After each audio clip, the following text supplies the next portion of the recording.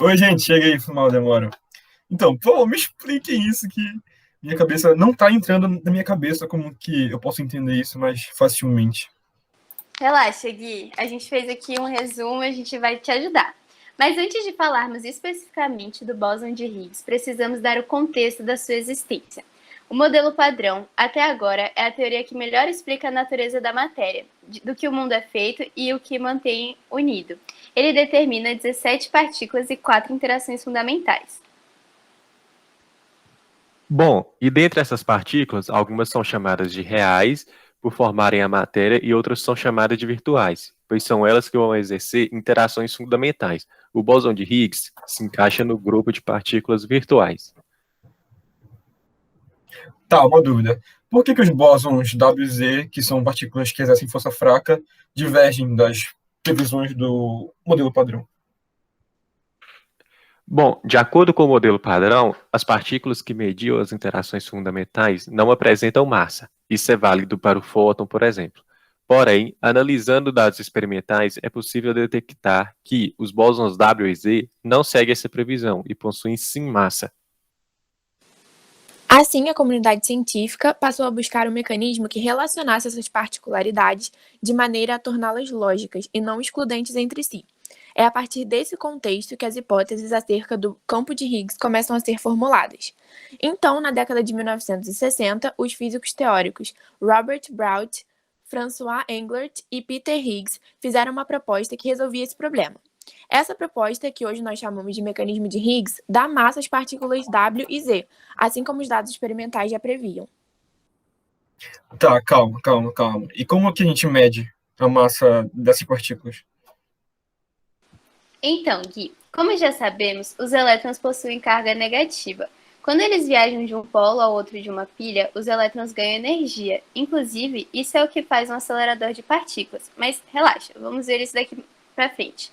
Uma pilha é caracterizada pelo seu potencial elétrico. Quando um elétron passa por um potencial de 1 volt, ele ganha uma energia, que chamamos por definição de elétron-volt. Essa unidade de energia é utilizada para descrever a massa das partículas elementares. Como massa se relaciona com energia? Bom, pela mais famosa equação da física de Einstein, energia é igual a massa vezes a velocidade da luz ao quadrado. Tá, mas e o bóson de Higgs? Como que ele se encaixa nessa história? Caso essas teorias estejam corretas, e há muitas evidências experimentais que apontam que sim, deve existir uma quinta força na natureza, cujo agente é o bóson de Higgs. Essa nova força seria responsável por gerar massa das partículas elementares, quando essas interagissem com essa nova força. Por exemplo, uma partícula seria mais pesada que outra porque teria mais interação com o campo de Higgs. Para entender melhor, vamos recorrer a algumas analogias. A primeira é a analogia da festa. Imagine você em um salão onde todos os convidados estão uniformemente espalhados.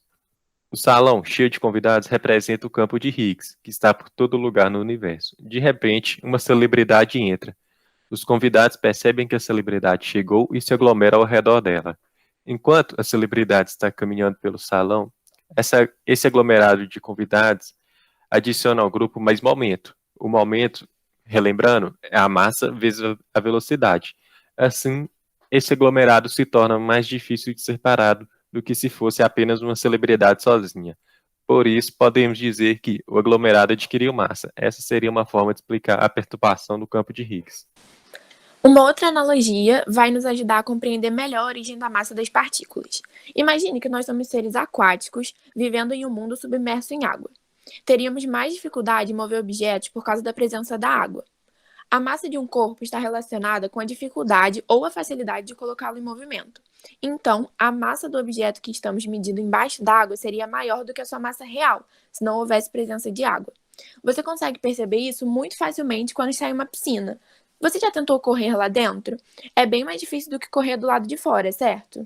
Se o mundo que estamos imaginando fosse submerso em mel, por exemplo, a dificuldade para movimentar seria ainda maior, dando uma impressão de maior massa, pois o mel é bastante viscoso. O modelo padrão presume que nós estejamos imersos em um meio totalmente homogêneo, denominado campo de Higgs. Na nossa analogia, o campo de Higgs seria o meio aquático. As partículas elementares ganhariam massa ao se moverem nesse meio, através das interações com o campo de Higgs.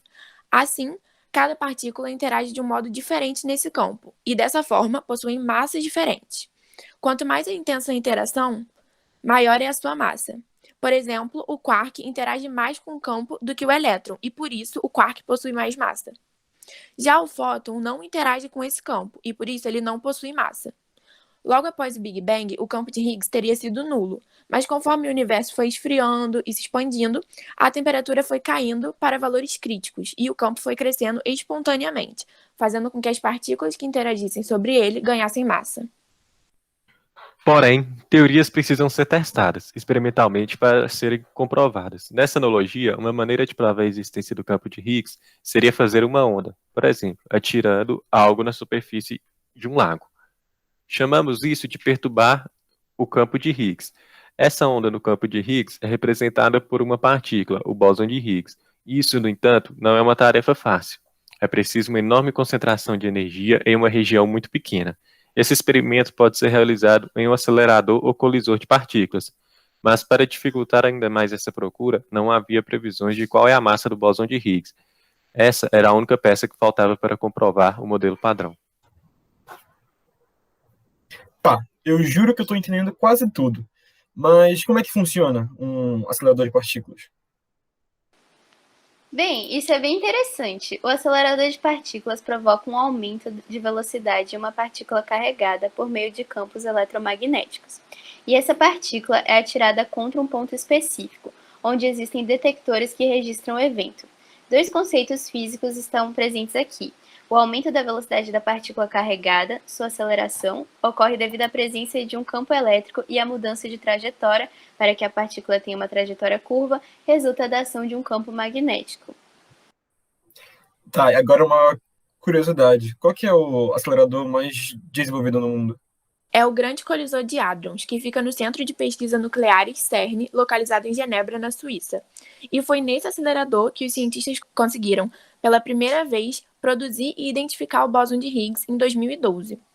As partículas aceleradas no LHC são prótons que são obtidos a partir do átomo de hidrogênio, retirando o único elétron que existe em sua eletrosfera.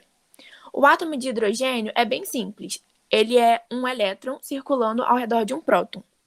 Esses feixes de prótons passam por vários estágios. Os antigos aceleradores ainda são utilizados, antes deles serem injetados no LHC, onde atingem cerca de 4 tera-electronvolts, que é a mesma coisa que 4 vezes 10 elevado a 12 eletronvolts. Os prótons viajam a cerca de 99,99% da velocidade da luz. Para se ter uma ideia, um segundo eles dão 11.000 voltas no anel de 27 km do LHC. A energia de cada próton é bem pequena quando comparada com os parâmetros macroscópicos. Porém, a energia total do feixe de prótons quando o LHC está em pleno funcionamento é igual à energia de um trem de 400 toneladas viajando a uma velocidade de 150 km por segundo. Essa energia é suficiente para derreter 500 kg de cobre. O grande objetivo do LHC é estudar as partículas fundamentais da natureza e determinar suas propriedades, como massa e as interações com outras partículas. Novas partículas são criadas no acelerador, através da conversão de energia das colisões em massa, novamente descrita pela equação de energia de Einstein. Tá, mas como que os cientistas sabem quando novas partículas são feitas? Geralmente, as partículas produzidas no acelerador são instáveis, ou seja, elas se desintegram em outras partículas já conhecidas em questão de segundos. Então, é preciso detectar as partículas conhecidas que são provenientes dessa desintegração e, a partir de cálculos precisos, reconstruir as propriedades da partícula nova. Para esse trabalho, foram construídos enormes detectores de partículas em alguns pontos específicos do túnel do LHC. Os dados coletados por esses detectores são armazenados em computadores no CERN e são analisados por uma rede mundial de computadores interligados entre si. Inclusive, o Brasil participa dessa rede com algumas universidades, dentre elas a nossa universidade, a UFABC. Em um acelerador de partículas como o LHC, milhares de colisões são realizadas, produzindo diversas partículas ao mesmo tempo. E para piorar, a produção do bóson de Higgs é extremamente rara se compararmos com a produção de outras partículas. Encontrar um bóson de Higgs é como encontrar um grão de arroz específico em uma piscina olímpica cheia de arroz. Como já dito anteriormente, a colisão é feita com prótons, e os prótons são formados por quarks e gluons. Mas cálculos mostram que o bóson de Higgs é predominantemente produzido pelas colisões entre os gluons. Há mais de um modo como o bóson de Higgs pode se desintegrar depois do que ele é produzido. Porém, as maneiras mais eficientes que nos ajudam a encontrá-lo são a desintegração em um par de fótons ou em um par de bóson Z. Essas duas desintegrações são as mais raras e, precisamente por causa disso, é mais difícil os cientistas confundirem a produção de um bóson de Higgs com a produção de outra partícula.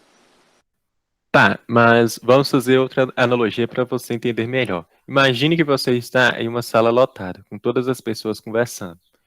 Uma colega sua grita o seu nome de outro lado da sala. Com todo aquele ruído, fica difícil você identificar de onde vem a voz da sua colega. Mas, se a voz dela for bem mais aguda que as vozes das outras pessoas, isso te ajudaria a diferenciar a voz dela e você poderia achá-la com mais facilidade. As pessoas conversando representam os ruídos ocasionados pela produção e desintegração de várias partículas no acelerador.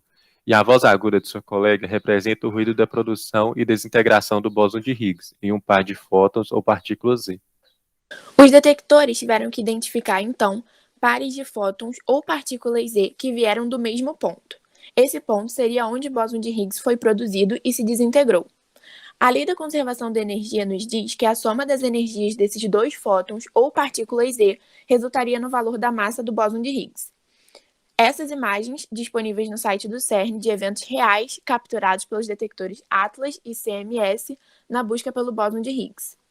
Em 2012, então, depois de anos de planejamento, construção e operação do LHC, os cientistas finalmente conseguiram, com sucesso, produzir e localizar o bóson de Higgs, confirmando a última peça do quebra-cabeça que faltava no modelo padrão. A massa dessa nova partícula foi medida e determinada como sendo aproximadamente 125,7 gigaelectronvolts. Essa massa corresponde a cerca de 125 prótons ou um átomo inteiro do elemento iodo. Essa animação, que também está disponível no site do CERN, mostra como ocorre a colisão de duas partículas. Os prótons vêm de lados opostos do acelerador e colidem numa região onde há um detector. No caso do vídeo, uma partícula Z é produzida e ela se desintegra em um elétron e em um pósitron.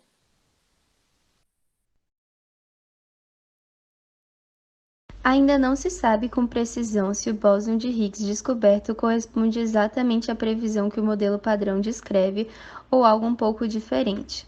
As medidas de suas propriedades apenas começaram e, com o tempo, novas descobertas a respeito dele serão feitas. Estava pensando, e é por isso que hipóteses, experimentos e o saber científico continuam a todo vapor em direção a novas descobertas.